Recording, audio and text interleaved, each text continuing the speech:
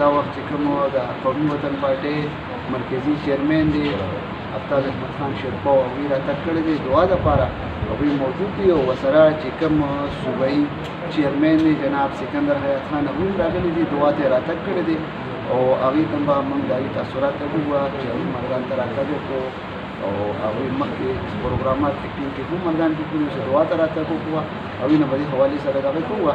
جی سکندر خان تاسو راغلئ تاسو دعا ته راتګ وکړو ملک صاحب ته تاسو څه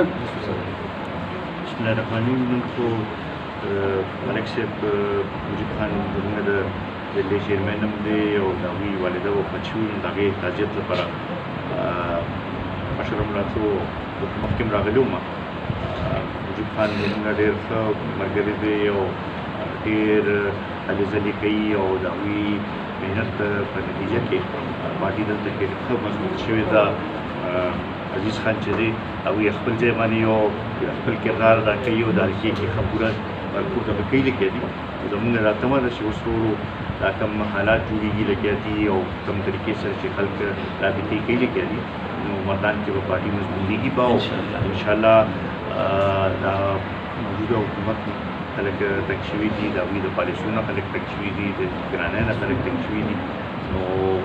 خلکو توجه چې ده قومي وطن پارټۍ طرف ته ده او موږ به توجه مردان ته ورکوو به او پوره د دې د خلکو بهبود نمایندګي کوو سکندر خان موږ ته ده ووایې چې لکه چارسده چې کوم ده په چارسده باندې ستاسو د پارټۍ یو ډېر ښه مضبوط خوړ دی ستاسو یو مضبوط خوړ بینک دی دا ځل لکه فضا داسې روانه ده موږ ګورو په میډیا باندې چې لکه هره ورځ نوي نوي شمولیتونه کېږي تاسو راځئ تېره ورځ هم تاسو یو دوره وکړه یو شمولیت وشوه او دغه شانله سلسله روانه ده نو تاسو څه امید لرئ چې مستقبل کې به په مردان ضلع کې قومي وطن پارټي څه دغه لري چې څه مطلب دا به پرمختګ کوي دې نه مزید پرمختګ کوي انشاءالله به موږ راته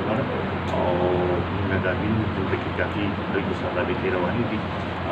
چې مې وویل مجیب خان دی فاروق خان دی ډېر ښه کار روان کړی دی او دا نوې شمولیتونه چې کوم کېږي لګیا دي دې سره دا اندازه کېږي چې خلکو توجه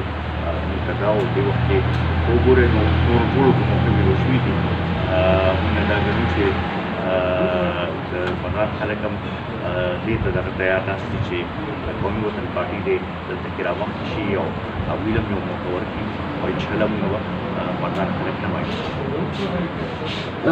سکندر خان که تاسو مثال په طور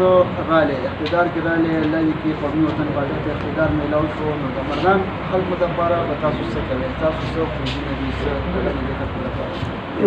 بنیادي طور باندې مردان زموږ د صوبې دویم پارټي چې ده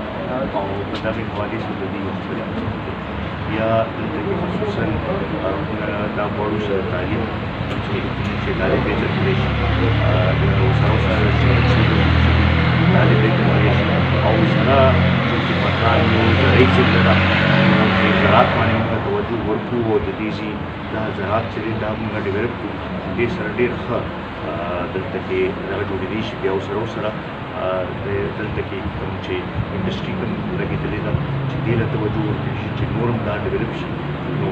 دلته کې خلکو ته روزګار به هم میلاو شي او بنیادي سہولتونه چې دي هغه هم ټول ٹھیک ہے بس